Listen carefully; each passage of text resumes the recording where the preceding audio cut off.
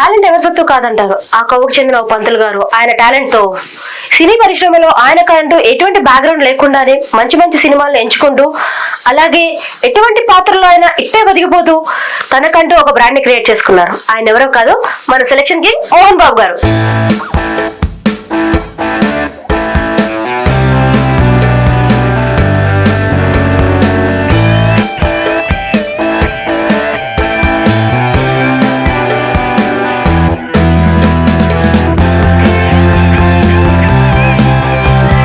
ఆయనతో పరిచయం చేసుకుని మరిన్ని విషయాలు తెలుసుకుందామా?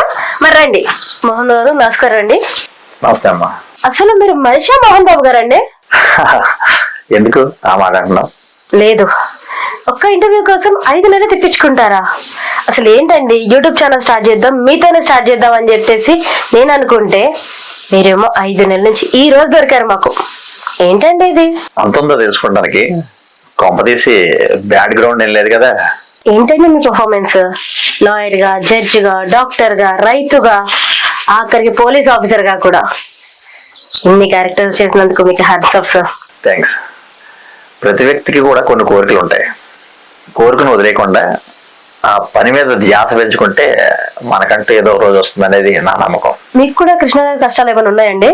లేదండి, దేవుని దయ వల్ల అలాంటి కష్టాలు ఏం పడలేదు. ఎప్పుడు ఏదో స్టేటస్ పెడుతూ ఉంటారు, ఎప్పుడు ఏదో మూవీ చేస్తూనే ఉంటారు, ఎలా సాధ్యం అండి ఇది?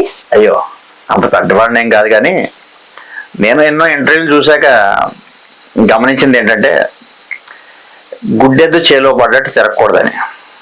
ఎందుకంటే డైరెక్టర్కి ఒక విజన్ ఉంటుంది. ఈ క్యారెక్టర్కి ఈ వ్యక్తిని పెట్టుకోవాలి, ఈ క్యారెక్టర్కి ఈ అమ్మాయిని పెట్టుకోవాలని ఆల్రెడీ డిసైడ్ అయిపోయి ఉంటాడు. కాబట్టి మనం తిరిగి టైం వేస్ట్ అవుతుందనేది నా నమ్మకం. అయితే మనం చేయాల్సిన పని ఏంటంటే, డైరెక్టర్ గారు కో డైరెక్టర్ చెప్తాడు నాకు ఇలాంటి ఆర్టిస్టులు కావాలి అని చెప్పి. మరి అప్పుడు మనం ఎవరిని బతిమాలాలి? కో డైరెక్టర్ గారితో టచ్లో ఉంటే, ఆయనకి ఫోటోలు పెట్టి ఆయనతో టచ్లో ఉంటే మనకి ఏమన్నా అవకాశం వచ్చే అవకాశం ఉంటుంది. అది నేను చేసేది అంతే. అమ్మో, ఇంత ఒప్పుకుండాలా? ఉండకపోతే తొందరగా తెచ్చుకొని డబ్బులు అయిపోతే ఇంటికి వెళ్ళిపోవాలి. ఇంత తెలివిగా వివరించకపోతే చాలా నష్టపోవాలన్నమాట. అంతేగా మరి. కొంతమంది అంటూ ఉంటే మనం వింటాం. కొన్ని ఏళ్ళ నుంచి నేను ఇండస్ట్రీలో ఉన్నానండి, ఇవి చెప్పుకోవడానికి బాగుంటాయి. అయితే ఇక్కడ చాలా మంది ఏంటంటే మనకి మనం మోసం చేసుకుంటున్నాం అంతే. బాగా కాచి వడబోచారనుకుంటా. అదేం లేదు, కానీ ఆల్రెడీ కాచి వడబోసిన ఈ ఇంటర్వ్యూలు అన్ని చూసాం, వాటిని నేను ఫిల్టర్ చేసుకుంటున్నా అంతే. ఏదేమైనా మీకు తెలివితేటలు ఎక్కువ అండి. అదేం లేదు, వ్యవహరించే తీరులో మార్పు అంతే. అందరం ఒకటే, అలా ఫిల్టర్ చేసుకున్నాను కాబట్టి ఇవాళ నా ప్రొఫైల్ చెప్పుకోవడానికి 17 సినిమాలు, 8 సీరియల్స్, 3 వెబ్ సిరీస్లు, 1 డెమో ఫిల్మ్. ఇది నా ప్రొఫైల్, నేను గొప్పగా చెప్పుకుంటాను. అయితే నాకు కావాల్సిన వాటి కోసం సమయాన్ని కేటాయించా అంతే. నాతో ఉన్న వాళ్ళు చాలామంది వీటి టైం వేస్ట్ చేస్తున్నాడు అని అనుకుంటారు, కానీ మన మనసులో కోరుకున్నప్పుడు దానికోసం కొంత టైం వేస్ట్ అవుతుంది. మనం అదే డెడికేషన్తో ఉంటే సక్సెస్ అంటూ ఒక రోజున వస్తుంది అనేది పెద్దలు కూడా చెప్తుంటారు. అదే నేను నమ్మింది అంతే. ఇకపోతే సంభవం యుగ యుగ గురించి మాట్లాడుకుందామండి. మీ ఇంటర్వ్యూ చేయడానికి దాన్ని 4-5 సార్లు చూసానండి. Thank you. దాంట్లో మీ క్యారెక్టర్ చాలా బాగుంది. రైతు క్యారెక్టర్ లో మీరు జీవించారండి. Thank you. నిజంగా అండి, అది చూస్తున్నంతసేపు ఒక మంచి ఫీల్ కలిగిందండి. ఆ అమ్మ నాన్న, ఆ ఇల్లు, ఆ సైకిల్, ఆ రైతు పడే కష్టాలు నిజంగా పాపం కదండి. వాళ్ళంత సంవత్సరం మొత్తం కష్టపడితే ఇంత చేస్తారు, కానీ వాళ్ళకి లాస్ట్కి వచ్చేసరికి ఏమీ మిగలదు. నిజంగా ఇప్పటికీ అనుభవించే వాళ్ళు ఉన్నారు. మనం పాత్రను ఫీల్ అయితేనే ఇంత బాధగా ఉంది. నిజంగా అనుభవించే ఆ గుండెలు ఎంత బరువుగా ఉంటాయి కదా. అసలు మీకు ఆఫర్ ఎలా వచ్చింది? అయినా మీరు పంతులు గారు కదా, రైతు క్యారెక్టర్ ఎలా చేస్తారనుకున్నారు డైరెక్టర్ గారు? ఇది నిజంగా నా జీవితంలో ఒక మధురమైన అనుభవం. మా డైరెక్టర్ గారు ఫణి గణేష్ గారు, ఆయన ఒక అమ్మాయిని పెట్టి మంచి సబ్జెక్ట్ ఒకటి చేశాడు, కళ అని చెప్పి. దాన్ని ఇందాక నువ్వు అన్నావు కదా 4-5 సార్లు చూశారని, అలా నేను ఒక 70-80 సార్లు చూసుంటా ఆ వీడియోని. ఎందుకంటే ఒక ఆడియన్ని ఒకే ఇంట్లో సినిమా చేస్తూ అలా కూర్చోబెట్టాలంటే అది చాలా కష్టమైన పని. అది అంటే స్క్రీన్ ప్లేలో దమ్ము ఉండాలి. ఆ సినిమాలో సోనాక్షి వర్మ అని ఒక హీరోయిన్ ఉంది. యాక్చువల్గా అమ్మాయి చేసిన యాక్టింగ్ ఫెదాయి. నేను కూడా నువ్వు అన్నట్టుగా నాకు 70-80 సార్లు చూసుంటప్పటికి. ఆ సినిమాలో అమ్మాయి చేస్తుంటే సగం సినిమా సబ్మిట్ అయిపోయే వరకు కూడా ఈ అమ్మాయి వేష్య పాత్ర చేస్తుందని మనం అనుకోం. కాబట్టి అసలు ఆ చేసిన విధానం, ఆ అమ్మాయిని కలవాలి, డైరెక్టర్ గారిని కలవాలని చెప్పేసి సంవత్సరం పాటు మెసేజ్లు పెట్టా ఆయనకి. ఒక రోజున సంవత్సరం తర్వాత నాకు ఒక మెసేజ్ వచ్చింది, మీరు ఫోన్ చేయండి, నా నెంబర్ ఇది, కలుద్దాం అని చెప్పేసి. ఆ రోజున మీరు నమ్మరు, అదే నిమిషం నేను చూశాను, ఆ మరుక్షణమే ఆయనకి ఫోన్ చేశాను. 2 గంటలు ఆయన ఆఫీస్లో ఉన్నాను. తర్వాత చూస్తే స్క్రిప్ట్ డిస్కషను, సెట్స్కి వెళ్ళాం. అయినా మీ డైరెక్టర్ గారు మీరు ఏమైనా చెప్పాలనుకుంటున్నారా? One of the best director అండి. చాలా ఓపిక్గా ఆ సీన్ ఏమైనా కుదరకపోతే మళ్ళీ ఒకసారి చేద్దామా అని చక్కగా సున్నితంగా చెప్తారు అనమాట. కొంతమంది అరుస్తుంటారు. ఏదైనా కెమెరామ్యాన్ కూడా ఈ సీన్ బాగా వచ్చింది సార్, ఇంకా ఆపుదామా అనగానే ఆయన సరే బాగుంది కానీ మళ్ళీ ఇంకొకసారి చేసేద్దాం అని చెప్పి మళ్ళీ సున్నితంగా హ్యాండిల్ చేస్తాడు అనమాట ఆ సిచ్యువేషన్. అది చాలా one of the best director, నాకు చాలా ఇష్టమైన డైరెక్టర్. ఆయనకి మంచి సక్సెస్ రావాలి, పెద్ద సినిమాలు చేయాలి, పెద్ద పెద్ద హీరోలతో చేయాలని నా కోరిక. అది త్వరలోనే నెరవేరుతుంది అనేది నా సంకల్పం. మీతో చేసిన మీ వైఫ్ క్యారెక్టర్ సునీత గారు ఏమన్నారో విందామా? ఒక వ్యవసాయదారుడికి వైఫ్ అవ్వడమే చాలా గ్రేట్. వ్యవసాయదారుడు అమాయకుడు. ఆ మోహన్ బాబు గారు నా హస్బెండ్ దాంట్లో చాలా అమాయకుడు. అంటే ఇలాంటి వాళ్ళు ఎలా బతుకుతారబ్బా అనిపించే క్యారెక్టర్ చాలా బాగా పండించారు. ఇంటి కోసమో నిద్ర కోసమో మేము వ్యవసాయం చేయట్లేదయ్యా. అదే మా బ్రతుకు, అదే మా ఆధారం అయ్యా. మట్టిని చూస్తే వచ్చే ఆనందం మిద్దెల్లో రాదయ్యా. పొలం గట్ల మీద సర్దికూర తిన్న ఆనందం పెద్ద పెద్ద హోటల్లో తిన్నా రాదయ్యా. సునీత గారు ఒక మంచి ఆర్టిస్టు, మంచి ఫ్యామిలీ పర్సన్. వాళ్ళ హస్బెండ్ కూడా నాకు బాగా పరిచయం. అసలు మంచి డెడికేషన్. ఆవిడ గురించి చెప్పాకలా ఆవిడ పెద్ద ఆర్టిస్టు. నాకు ఆ కాంప్లిమెంట్ ఇచ్చింది చాలు. థ్యాంక్ యూ వెరీ మచ్ అండి. అంత పెద్ద పాటల రచయిత కులశేఖర్ గారితో మీ పరిచయం ఎలా అయింది? ఆయన మీ గురించి అంత గొప్పగా చెప్తున్నారు, ఆయనకి మీకున్న సంబంధం ఏంటి? ముందుగా గురువు గారు మీకు పాద నమస్కారాలు. నిజంగా ఆయనతో పరిచయం అనేది నా అదృష్టం. కులశేఖర్ గారు అంటే ఒక బ్రాండ్, మనందరికీ తెలుసు. గురువు గారు మనకు అందించిన ఆ సాహిత్యం కానీ ఆ పాటలు కానీ ఎప్పటికీ కూడా విలువ కట్టలేనివి. నాకు ఏదైనా ఆస్తి ఉంది అని గొప్పగా చెప్పుకోవాలంటే గురువుగారితో పరిచయం. ఎందుకంటే ఈ ఆస్తులు పాస్తులు డబ్బులు మిగలవు అనేది వాస్తవమైన సంఘటన. ఒక మంచి పరిచయం. నాకంటూ ద బెస్ట్ అనేది ఏమన్నా ఉందంటే కులశేఖర్ గారు, ద గ్రేట్ లిరికిస్ట్. ఆయనతో నాకు పరిచయం. వారానికి 2 సార్లన్నా గురువుగారిని కలవాలి, ఆయన పాదాలకి నమస్కరించాలి. ఇదే నా టార్గెట్. చాలామందికి మనిషి విలువ తెలియదు. ఇప్పుడు ఉన్నవన్నీ కూడా మనీ రిలేషన్స్, నో ఎమోషన్స్. ఒకప్పుడు రామోజీరావు గారు, తేజ గారు, ఆర్పి గారు వీళ్ళందరితో కూడా కలిసి ప్రయాణం చేసిన ఒక వ్యక్తి, ఒక మహా అద్భుతమైన వ్యక్తి ఇవాళ ఒంటరిగా మిగిలారు.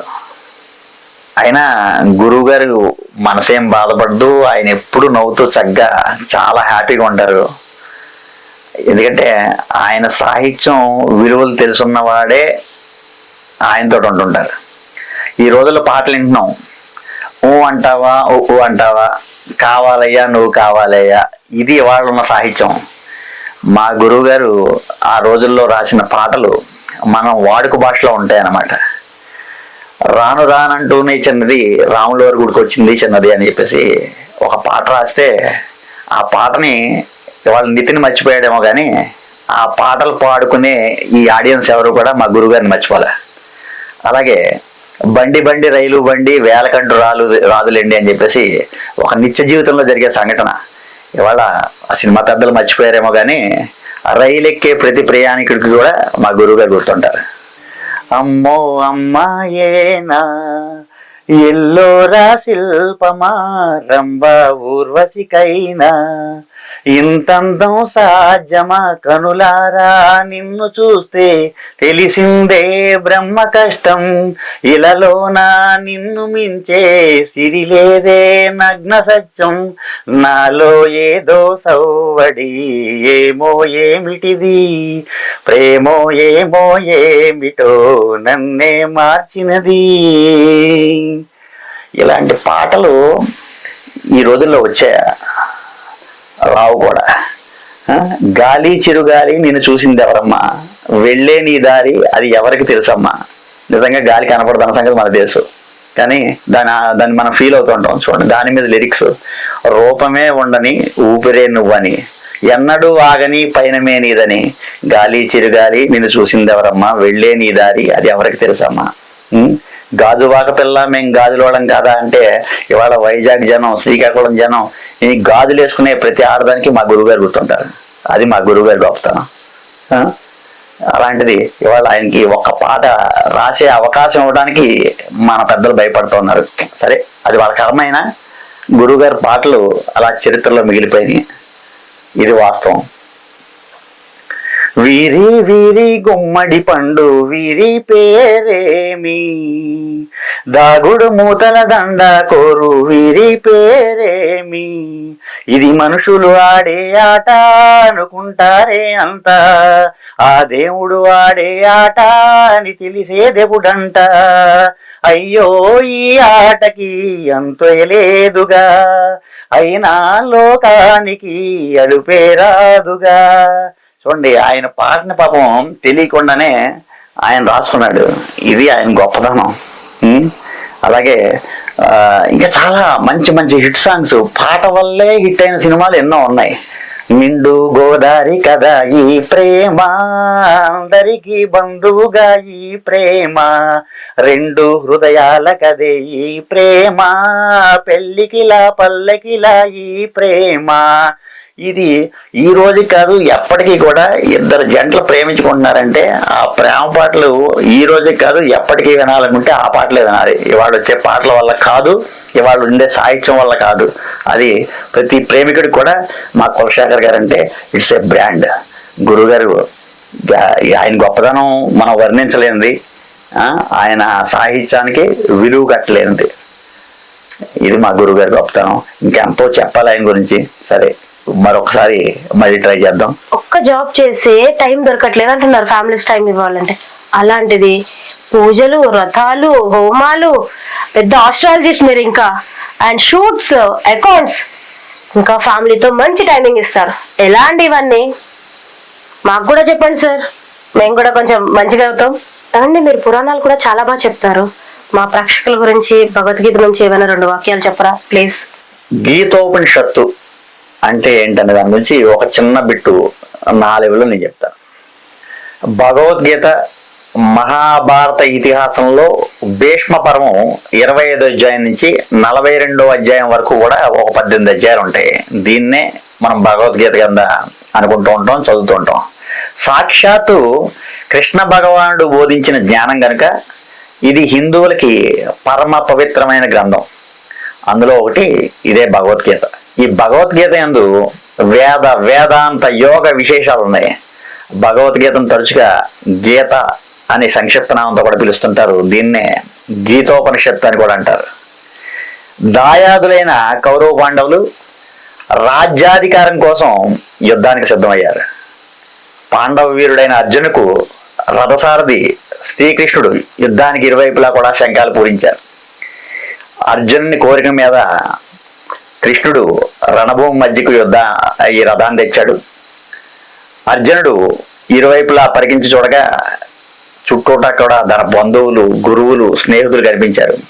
వారిని చూసి అతని హృదయం వికలమైంది. రాజ్యం కోసం బంధుమిత్రులను చంపుకోవటమా, నిష్ప్రయోజనం అనిపించింది. దిక్కు తోతని ఈ అర్జునుడికి శ్రీకృష్ణుడు నా కర్తవ్యం ఏమిటి అని అడిగాడు. అలా అర్జునుడికి అతని రథసారథి శ్రీకృష్ణుడికి మధ్యన జరిగిన సంవాదమే ఈ భగవద్గీత. సార్ మీరు మాకు కొంచెం మళ్ళీ టైం ఇస్తే దేవుడి గురించి విషయాలు వీడియోస్ చేద్దాం సార్ ప్లీజ్. తప్పకుండా అమ్మా. సార్ ఇంత మంచి ప్రాజెక్ట్ చేశారు, కానీ మీకు పేరు రాలేదు, ప్రమోషన్ రాలేదు. మీకేం బాధ అనిపించట్లేదా? ఎందుకు అనిపించదు, చాలా బాధగానే ఉంది. కాకపోతే నా జీవితంలో ఒక మంచి ప్రాజెక్ట్ చేశాను అని ఒక తృప్తి మిగిలింది. సార్ ఇంత మంచి ప్రాజెక్ట్ చేశారు కదా, ప్రమోషన్ ఎందుకు చేయలేదు సార్? అనుకున్నవన్నీ జరగవు కదా. ప్రొడ్యూసర్ గారు దాన్ని ఇంకేం చేయకుండా అక్కడితో ఆగిపోయారు. అలా ప్రయాణం ఆగిపోయింది. మరి మీ ప్రొడ్యూసర్ గారిని మీరు ఏం అడగలేదండి? అడిగాను. మొదటి నుంచి నా మీద ఒక చిన్న అపనమ్మకం ఉండేది. ఈయన పంతులు గారు కదా, ఈ రైతు క్యారెక్టర్ ఏం చేస్తాడు అని ఒక చిన్న డిసప్పాయింట్లో ఉండేవాడు ఆయన. అయితే మా డైరెక్టర్ గారు పాపం ఆయన కన్విన్స్ చేసేవాడు, నేను చేయించుకుంటాను సార్, ఆయన సంగతి నాకు తెలుసు, నేను చేయిస్తాను అని చెప్పేసి అనేవాడు. కానీ ఆయనకి ఆయన భార్య కూడా పంతులు గారు ఈ క్యారెక్టర్ ఏం చేస్తాడు, అవసరంగా టైం వేస్ట్ ఏమో అనే ఒక ముద్ర పడిపోయింది. అలా ఆయన పెద్ద ఇంట్రెస్ట్ పెట్టలేదు. అదే ఒక మంచి సబ్జెక్ట్ చేసాం అనేది చిన్న ఫీల్ మిగిలింది. ఓవరాల్ గా కట్ చేస్తే డైరెక్టర్ గారికి పేరు రాలేదు, నటించిన ఈ నటీనటులకు కూడా అంత గుర్తింపు రాలేదు. ఇదే చిన్న డిసప్పాయింట్. మీకు బాధ కలగలేదా అండి? ఆ సమయంలో మీకు ఏమనిపించింది? ఇంకోసారి ఇలాంటి తప్పు చేయకూడదు అనుకున్నాను. ఎందుకంటే కళ మీద ఆసక్తి ఉన్న వాళ్ళే ఈ ఇండస్ట్రీలో ఉండాలి. సంపాదనే ధ్యేయంగా వచ్చే వాళ్ళకి దీని విలువలు తెలియదు. కాబట్టి మరొకసారి ఇలాంటి తప్పు జరగకుండా నేను జాగ్రత్త పడాలని నా నిర్ణయం.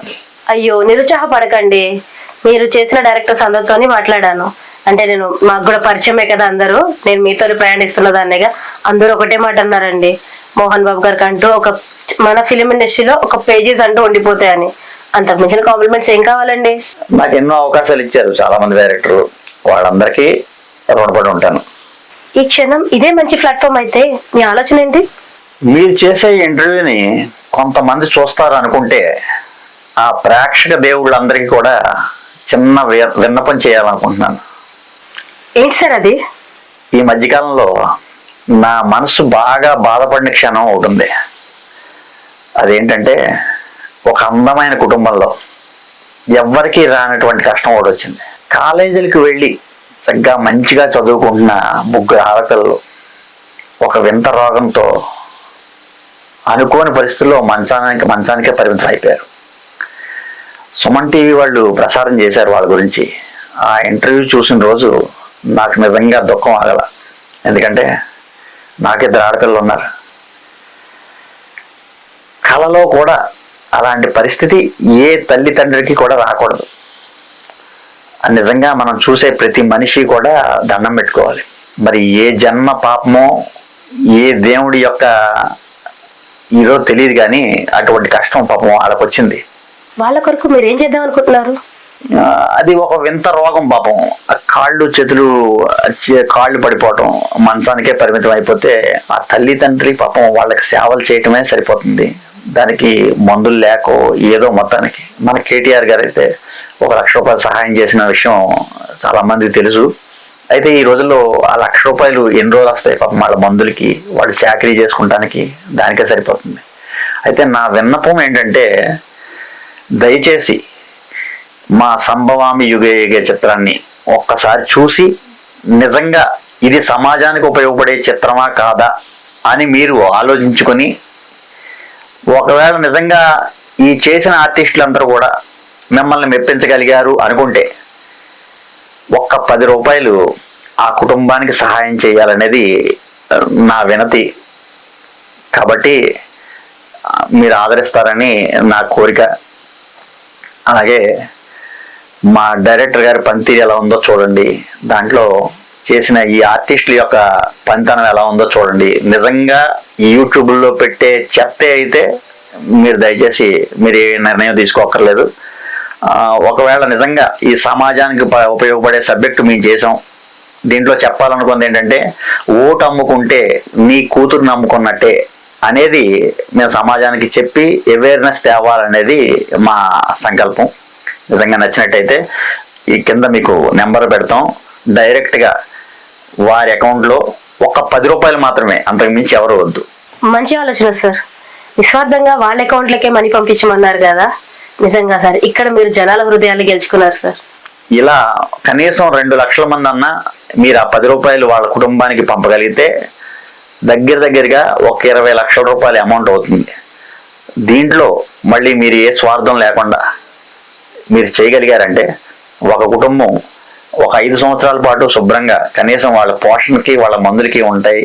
మనందరం కలిసి ఒక కుటుంబాన్ని మన వంతు సాయం చేశామనే తృప్తి మనకు మిగులుతుంది అనేది నా నమ్మకం. మీరు కూడా నేను చెప్పిన దాన్ని ఆదరిస్తారని అనుకుంటున్నాను. దయచేసి మీరు ఆలోచించి మీ నిర్ణయం తీసుకోండి. వాళ్ళు పంపుతారులే, వీళ్ళు పంపుతారులే, ఎంతోమంది బోర్డు వేస్తారులే అని చాలామంది అనుకుంటుంటాం. కానీ వాళ్ళందరి గురించి వద్దు, నా సేవ నేను చేశానా లేదా అదొక్కటే ఆలోచించండి. మనం ఎంతో వేస్ట్ చేస్తున్నాం, దాని మీద మీరు ఇంకా నిర్ణయాలు అవసరం లేదు, ఎంక్వైరీలు అవసరం లేదు, వాళ్ళకి 10 ఫోన్లు చేసి పాపం వాళ్ళని ఇన్సల్ట్ చేయక్కర్లేదు. ఒక 10 రూపాయలు వాళ్ళ నెంబరు నేను పెడుతున్నాను డైరెక్ట్గా, ఒక 10 రూపాయలు మాత్రమే మీరు సహాయం చేయండి, ఒక కుటుంబం బాగుంటుంది. తప్పకుండా మీ పిలుపుకి స్పందన వస్తుందండి. మీరు మరెన్నో మూవీస్ చేయాలని మనస్ఫూర్తిగా కోరుకుంటున్నా. Thank you very much.